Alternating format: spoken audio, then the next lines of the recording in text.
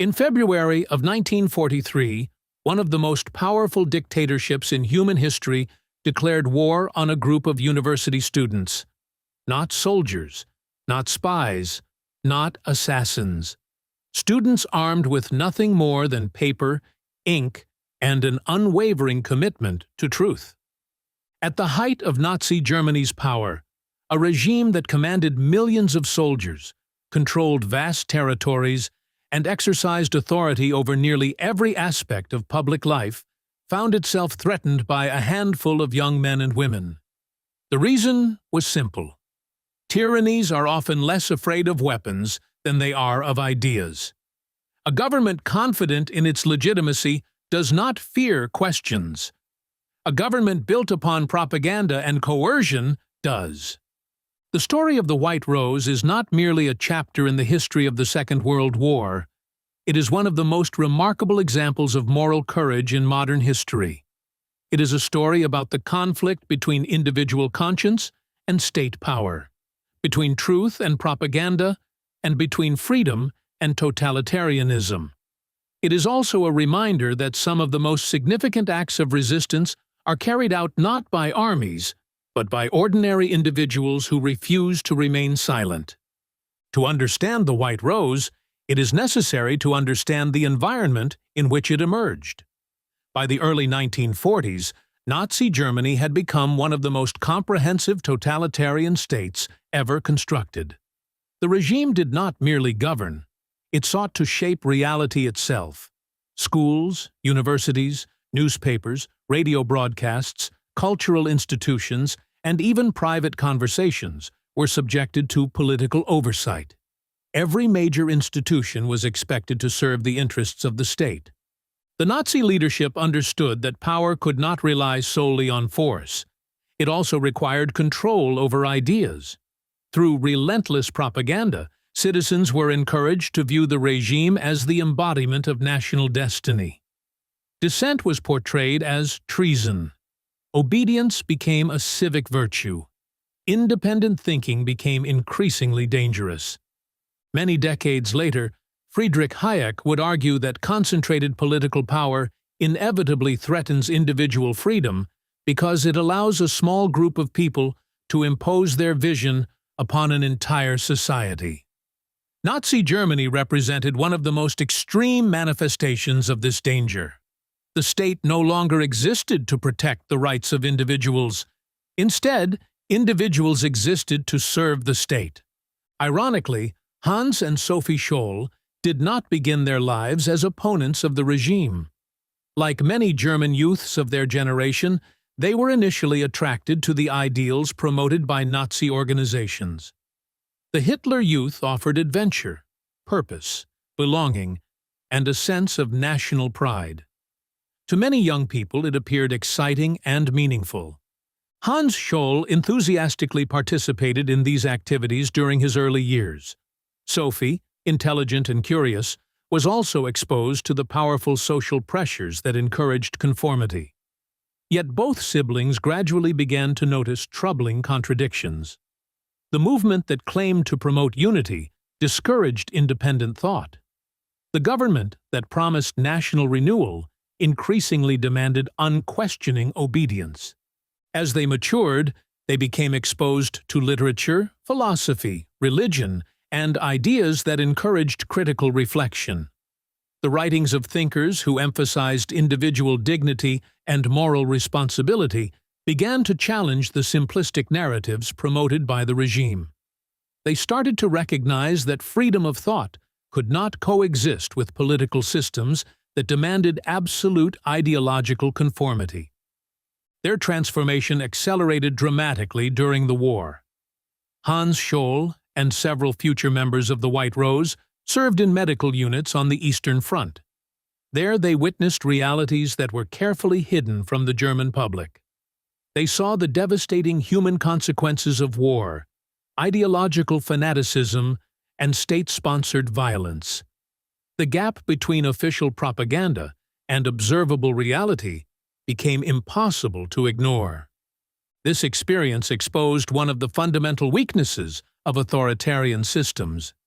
Ludwig von Mises argued that societies depend upon access to truthful information in order to make rational decisions. When governments monopolize information and suppress criticism, reality becomes distorted. Errors accumulate. Citizens lose the ability to distinguish truth from political narratives. The Nazi regime depended heavily upon such distortions. Germans were told that victory was inevitable. They were assured that the war was morally justified and strategically successful. Yet by 1942 and 1943, the evidence increasingly pointed in another direction. Military setbacks mounted. Casualties rose. The catastrophic defeat at Stalingrad shattered the illusion of German invincibility. Against this backdrop, a small circle of students at the University of Munich began meeting to discuss philosophy, ethics, religion, literature, and politics. The group included Hans Scholl, Sophie Scholl, Alexander Schmorell, Christoph Probst, Willy Graf, and Professor Kurt Huber. Together, they formed what would become known as the White Rose. Their objective was remarkably simple. They wanted Germans to think for themselves. Unlike many resistance movements, the White Rose did not engage in sabotage or armed struggle. Their weapon was persuasion. They believed that ordinary citizens possessed both the capacity and the responsibility to recognize injustice and oppose it. Beginning in 1942, the group produced a series of leaflets that condemned the crimes of the Nazi regime and urged Germans to awaken from political passivity. These documents appealed not only to emotion, but also to reason. They cited philosophy, history, and morality. They challenged citizens to consider their personal responsibility in the face of government crimes. One of the central themes of the White Rose was the idea that silence itself can become a form of complicity. This concept remains deeply relevant today. Political philosopher John Locke argued that governments derive their legitimacy from the consent of individuals and exist to protect fundamental rights. When governments become destructive of those rights, citizens face profound moral questions about obedience and resistance.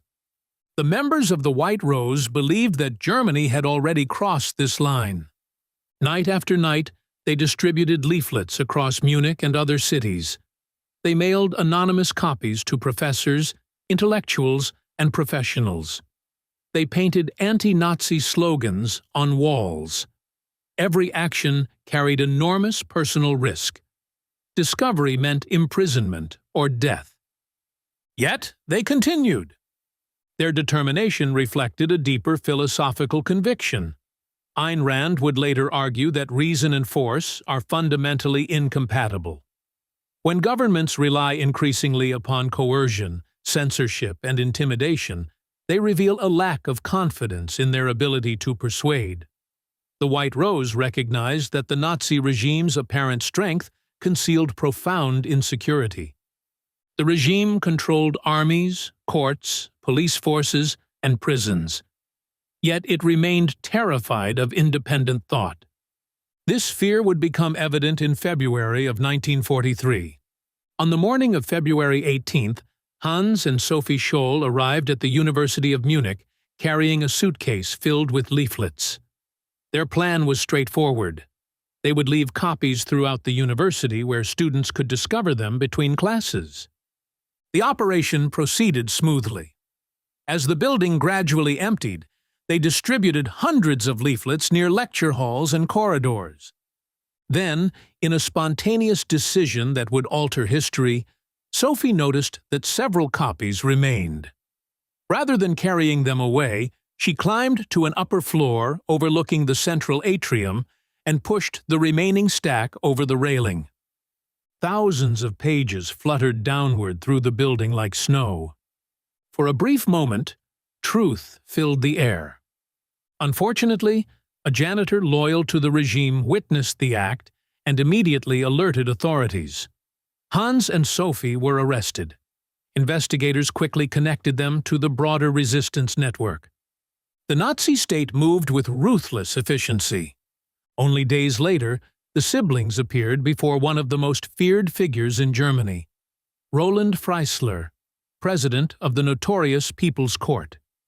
Freisler represented everything the White Rose opposed. Although he carried the title of judge, his courtroom functioned less as a legal institution and more as an instrument of political terror.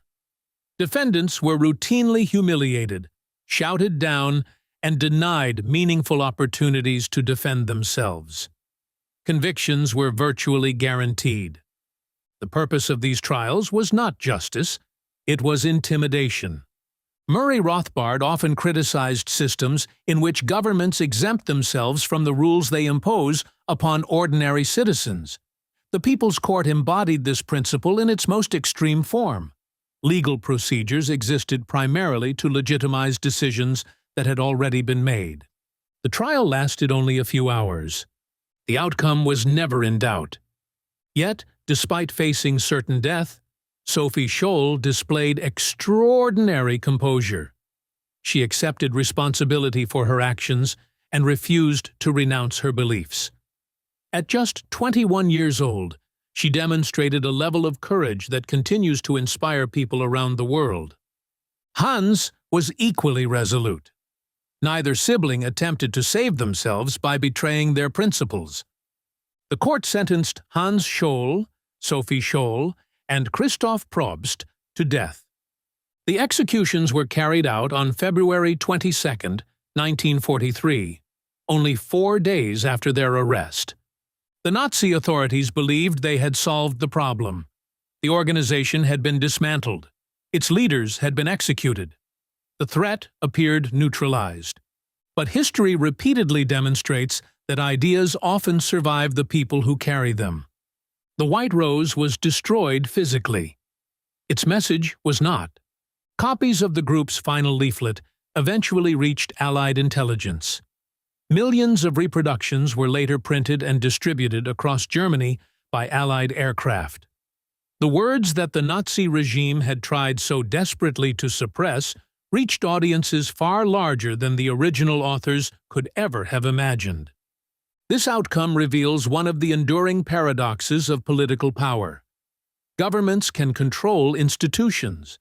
They can regulate speech. They can punish dissent. But they cannot permanently eliminate truth. The more aggressively a regime attempts to suppress reality, the more fragile its legitimacy becomes. The story of the White Rose is therefore about much more than resistance to Nazism. It is about a universal challenge that transcends time and geography. Every society faces pressures toward conformity. Every generation encounters situations in which remaining silent is easier than speaking honestly. Every individual must eventually decide whether personal safety is more important than moral conviction. The members of the White Rose understood that freedom is not merely the absence of physical restraint. It is the ability to think independently, to seek truth, and to act according to conscience, even when doing so carries enormous personal cost. Hayek warned about the dangers of concentrated power. Mises emphasized the importance of truth and open information.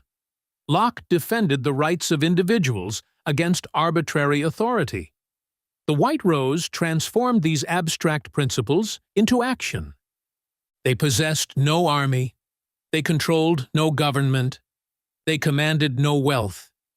What they possessed was something far rarer: the courage to stand against a system that demanded obedience.